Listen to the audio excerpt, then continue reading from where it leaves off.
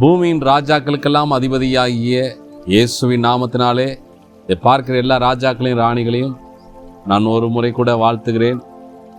போன தடவை இல்லை என்பது ராஜாவுக்கு இல்லை என்பதை நம்ம நினச்சோம், தியானித்தோம். நீங்கள் விசுவாசிக்கிறீங்க.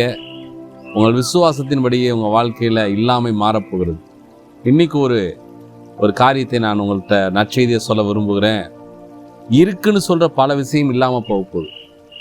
இருக்குது, பிரச்சனை இருக்குது, பல வருஷமாக அந்த வியாதி இருக்குது, பல வருஷமாக கடன் இருக்குது, மாறப்போகுது. இருக்குதுன்னு சொல்கிறீங்க இல்லையா? பல வருஷமாக இருக்கக்கூடிய பல பிரச்சனைகள் இல்லாமல் போகிறது.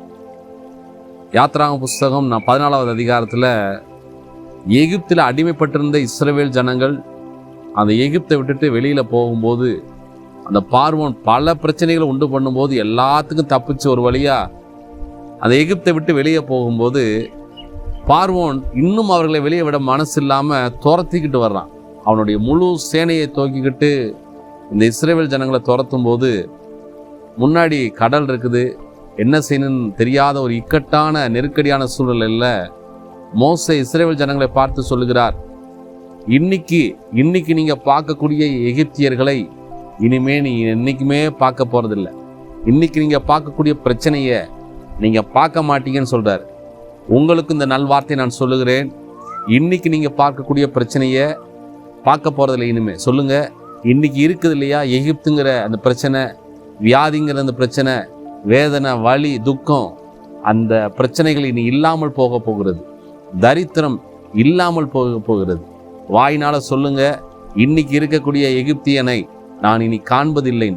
அவர் சொன்ன மாதிரியே அடுத்து ஆண்டவர் முழு எகிப்தியர்களையும் கடலுக்குள்ளே போட்டு மூழ்கடித்தார். வெளியில் வந்துட்டு இஸ்ரவேல் ஜனங்கள் ஒரு பெரிய பாட்டே பாடினாங்க. இன்னைக்கு பார்க்குற எகிப்தியனை தேடி துரத்திட்டு வந்த எகிப்தியன்களை கடலிலே மூழ்கடித்தார். உங்கள் பிரச்சனையும் மூழ்க போகுது, மறைய போகுது. நீங்கள் தேடியும் பார்க்க போகிறதில்ல. அது மாத்திரமல்ல, அன்னாள் அப்படிங்கிற ஒரு பொண்ணுக்கு பல வருஷமாக பிள்ளை இல்லை, மலடியாக இருந்தாங்க. அவங்கள மனநோகும்படிக்கு வீட்டார் பேசுகிறாங்க பிள்ளை இல்லைங்கிற ஒரு காரியத்துக்காக. இதை நினச்சி பல வருஷமாக அழுகிறாங்க. கணவரை போய் தொந்தரவு பண்ணுறாங்க. கணவருக்கு சொல்கிறாரு, என்னால் ஒன்றும் முடியாதுமா அப்படின்னு சொல்லி அவர் சொல்கிறாரு. இன்றைக்கி என்ன பிரச்சனை தெரியுமா? பிள்ளை இல்லை. அநேகருக்கு இதே கவலை. இந்த பிரச்சனையில் நீங்களும் இருக்கலாம். இன்றைக்கி உங்களுக்கு காரியம் நடக்க போகுது. அந்த அன்னாள் தேவாலயத்துக்கு போனாங்களாம். போயிட்டு மனம் கசந்து அழுதார்களாம், துக்கப்பட்டு அழுதாங்களாம். பயங்கர துக்கம், பிள்ளை இல்லைங்கிற துக்கம். அந்த முடிவில் பார்க்குறோம், அங்கே இருந்த ஒரு போதகர் அந்த அன்னாள்கிட்ட சொன்னாங்க, நீ வேண்டிக் கொண்டபடி கர்த்தர் உனக்கு செய்வார் அப்படின்னு சொன்ன பிறகு கண்ணீரை தொடச்சிட்டு போய் சாப்பிட்டாங்களாம். அதுக்கப்புறம் அவங்க துக்கமாகவே இல்லையாம். பெரிய துக்கம் அதுக்கப்புறம் இல்லாமல் போய்விட்டது. இன்றைக்கி உங்கள் வாழ்க்கையில் ஏதோ ஒரு பெரிய துக்கம், அநேகர் உங்களை மனநோகும்படிக்கு வேதனைப்படுத்தும்படி பேசிகிட்டு இருக்காங்க பார்த்தீங்களா? அந்த துக்கம் காணாமல் போகுது. நீங்கள் வேண்டிக் கொள்ளுகிற எல்லா விண்ணப்பங்களையும் பரலோகம் அங்கீகரித்து ராஜாக்களாகிய உங்களுக்கு அந்த துக்கம் இனி இருக்க போகிறதில்லை. உங்கள் துக்கம் சந்தோஷமாய் மாறப்போகுது. ஏன்னா வேதவசனம் சங்கீதம் 30வது சங்கீதத்தில் நம்ம பார்க்கலாம், சாயங்காலத்தில் அழுகை தங்கும், விடியற் காலத்தில் களிப்பு உண்டாகும். இன்னைக்கு சாயங்காலம் ஒருவேளை உங்களுக்கு அழுகையா, கண்ணீரா, பிரச்சனையாக இருக்கலாம். ஆனால் நாளைக்கு உங்களுக்கு களிப்பு உண்டாக போகுது. 2 ராஜாக்கள் புஸ்தகத்தில் நம்ம பார்க்கலாம், சிரியா ராஜா சமாரியா அப்படிங்கிற ஒரு பட்டணத்தை முற்றுகை போட்டானா, சுற்றி வளைச்சிக்கிட்டானா. அவன் பண்ண பிரச்சனையினால அந்த பட்டணத்துக்குள்ளே ஒரு பெரிய பஞ்சம் வந்துருச்சு. பெரிய பஞ்சம். ஏன்னா பல நாளாக அந்த பட்டணம் ஒரு பெரிய எதிரியால் முற்றுகை போடப்பட்டிருக்குது. இந்த ராஜாவால் இந்த சீரிய ராஜாவை எதிர்க்க முடியாத ஒரு சூழ்நிலை. அதனால் உள்ளுக்குள்ளே அவங்க தேசத்துக்குள்ளே இந்த சமாரியாவுக்குள்ளே பெரிய பஞ்சம். அதோடைய உச்சக்கட்டம் என்ன நடக்குதுன்னா, 2 பெண்கள் போய் 2 பெண்களுக்குள்ளே இருக்கிற பிரச்சனையில் ஒரு பொண்ணு போய் ராஜா கிட்ட சொல்கிறாங்க, என் சொந்த பிள்ளைய நான் கொன்று சாப்பிட்டேன். சாப்பிட்றதுக்கு ஒன்றும் இல்லாமல் பிள்ளைய சாப்பிட்டாங்களாம். அவ்வளோ கொடூரமான பஞ்சம். பஞ்சத்தின் உச்சத்தில் இருந்திருக்கு அந்த பட்டணம். அப்போ எலிசாங்கிற தீர்க்கதரிசி இந்த ராஜாவுக்கு ஒரு நல்ல செய்தி சொல்கிறார். இன்னைக்கு நீ பார்க்கக்கூடிய இந்த பஞ்சம் நாளைக்கு காலையில் இந்த பட்டணத்தில், இந்த தேசத்தில் இருக்க போகிறதில்லைன்னு சொல்கிறார்.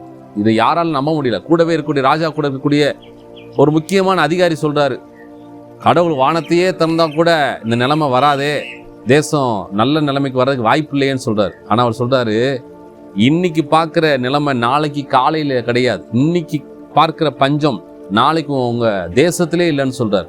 இன்னைக்கு நீங்கள் பார்க்கக்கூடிய, இன்னைக்கு இருக்கக்கூடிய உங்கள் வீட்டில் இருக்கக்கூடிய பஞ்சம், இன்னைக்கு உங்கள் வீட்டுக்குள்ளே இருக்கக்கூடிய அழுகை, இன்னைக்கு உங்கள் வீட்டுக்குள்ளே இருக்கக்கூடிய துக்கம், இன்னைக்கு உங்கள் வீட்டில் இருக்கக்கூடிய கஷ்டம் நாளைக்கு இல்லாமல் போக போகிறது. சொல்லுங்க, இன்னைக்கு இருக்கிறது இல்லாமல் போக போகுதுன்னு சொல்லுங்க.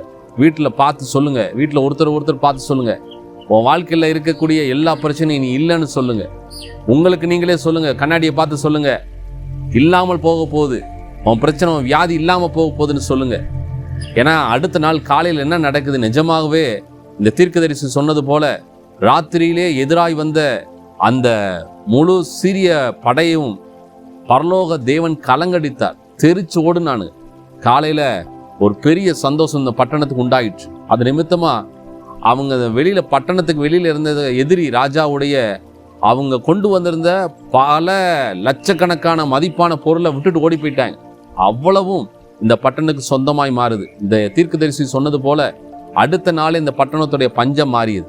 இன்னைக்கு உங்கள் வாழ்க்கையில் அதே போல் ஒரு அற்புதம் நடக்குது. இன்னைக்கு இருக்கக்கூடிய பஞ்சம் இனி உங்கள் வீட்டில் இனிமேல் இருக்க போகிறதில்ல. இன்னைக்கு உங்கள் வீட்டில் இருக்கக்கூடிய துக்கம் இனி இருக்க போகிறதில்ல. இன்னைக்கு உங்கள் வீட்டில் இருக்கக்கூடிய கண்ணீர் இனிமேல் உங்களுக்கு இருக்க போகிறதில்ல. சொல்லுங்கள், இன்னைக்கு இருக்கிறது இனி இருக்க போகிறது இல்லை. ராஜாக்களாகிய உங்களுக்கு இனி இப்படிப்பட்ட துக்கம், வேதனை, துரத்துதல், எதிரியுடைய பயமுறுத்துதல் இனி உங்களுக்கு இல்லை. கர்த்தர் உங்களை ஆசீர்வதிப்பார். இன்னும் நல்ல ராஜரீக செய்திகளை நீங்கள் தொடர்ந்து கேட்க இந்த சேனலை தொடர்ந்து வாட்ச் பண்ணுங்க. கர்த்தர் உங்களை ஆசீர்வதிப்பார். ஆமென்.